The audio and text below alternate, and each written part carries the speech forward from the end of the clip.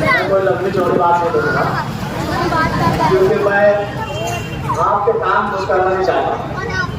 क्योंकि जितने लीडरान है वो सिर्फ वो काम खुश करते, काम खुश नहीं करते। देखा हम लोगों ने। मैं आप लोगों को 50 साल का 60 साल का इनका जो राजपाट रहा है वो बताता हूँ। 35 साल मालेगांव शहर में आवाम ने निहाल साहब को 35 साल मालेगांव शहर में निहाल साहब को असेंबली में भेजा। उन्होंने क्या किया? इसी तरह से कबीर साहब 10 साल, मुफ्ती साहब 10 साल, शेख आसिफ साहब 5 साल, 60 साल इन्होंने 60 साल इन लोगों ने असेंबली में हमें भेजा।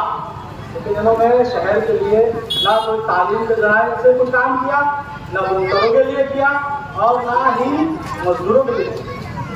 अभी मैं बताना चलूँ आपको, आउटर का एमएलए दादा हुसैन जो एक फिरका परस्त का लीडर है, लेकिन उसको उसकी कौम का दर्द है। उसने क्या किया? 100 एकड़ जमीन के ऊपर एक एग्रीकल्चर यूनिवर्सिटी बनाकर 15 साल का एमएलए एक यूनिवर्सिटी बना सकता है। 60 साल इस कौम के लीडरों ने इस कौम को क्या किया? कुछ नहीं। नबी की शान में गुस्ताखी का मामला है तो हमारे जो मुफ्ती साहब है इन्होंने क्या कहा?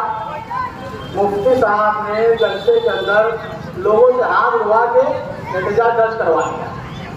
एमएलए इनको हमने चुन के असेंबली में भेजा ताकि ये हमारे नबी की शान में गुस्ताखी करने वालों के खिलाफ ऐवान के अंदर आवाज उठाए।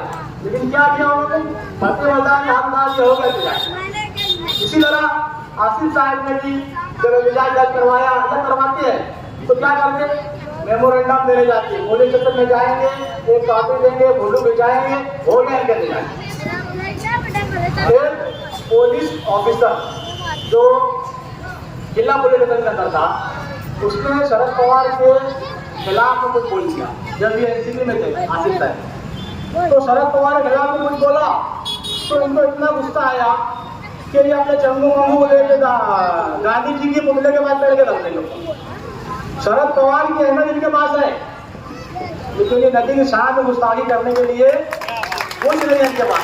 कोई अल्फाज नहीं है, इनका दोस्त देवेंद्र फडणवीस नाराज नहीं हो ये चाहते।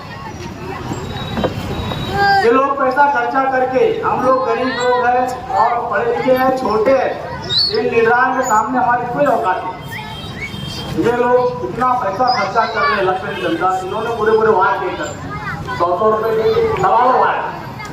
लेकिन दो शख्स 20 करोड़ 30 करोड़ 40 करोड़ रुपए खर्चा करके अगर एमएलए बनेगा तो क्या वो शहर का नाम बता?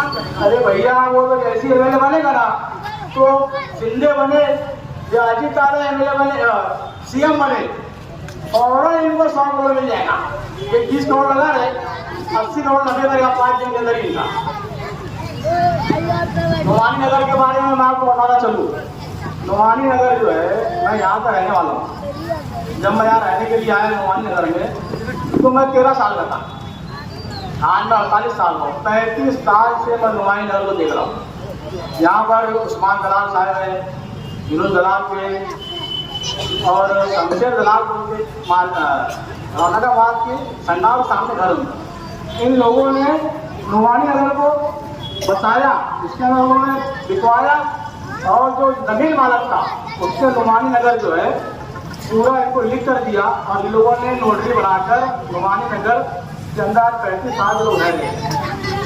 लेकिन मैं भी आपको बताना चलूँ कि एक जमींदार जो किसी भी तो सियासी लीडर का आगा है, कोई भी सियासी लीडर का बनता है, उसका नाम है समीर खान चांद खान। उसने क्या किया? उसने जो जमीन मालक था नुमानी नगर का, उसके बच्चों के वारस लगाकर 2 बार 10 लाख रुपए दे के सातवाड़ा के नाम पे कर। अब ये नुमानी नगर इनका हो गया। नुमानी नगर के लोग आवाम इनकी वफादारी कर रहे, इनके लिए बेचारे दिल से काम कर रहे, लेकिन शायद नुमानी नगर के लोगों को नहीं मालूम है कि इन्होंने तुम्हारी जमीन अपने नाम पे कर दी है। अगर मैं झूठ बोल रहा हूँ तो आप लोग कल तलाशी ऑफिस जाए, सातवाड़ा निकाले और देखे वहाँ समीर खान चांद खान नुमानी नगर का मालक है। कल ये लोग आपके ऊपर कानूनी कार्रवाई करेंगे, इनकी नजरें नुमानी नगर के ऊपर है। आप लोगों को इस बात को ध्यान रखना है। और मैं आप लोगों से ये अपील करता हूँ कि मेरा निशान जो है वो पेन है, कलम है, पेन की नींद की निशानी है और नंबर मेरे बटन का 2 है। आप लोग 20 नंबर पर जब जाएं तो मुझे वोट देकर कामयाब करें। इंशाअल्लाह हम लोग जो है, अभी बताया साहब भाई ने कि हम लोगों ने क्या क्या किया। हम लोग कुछ भी नहीं है तो इतना कर रहे हैं। अगर अल्लाह करम से हम लोग असम में पहुंच गए तो आप लोग देखेंगे इंशाअल्लाह बेहतरीन शहर को बनाएंगे। अस्सलाम वालेकुम।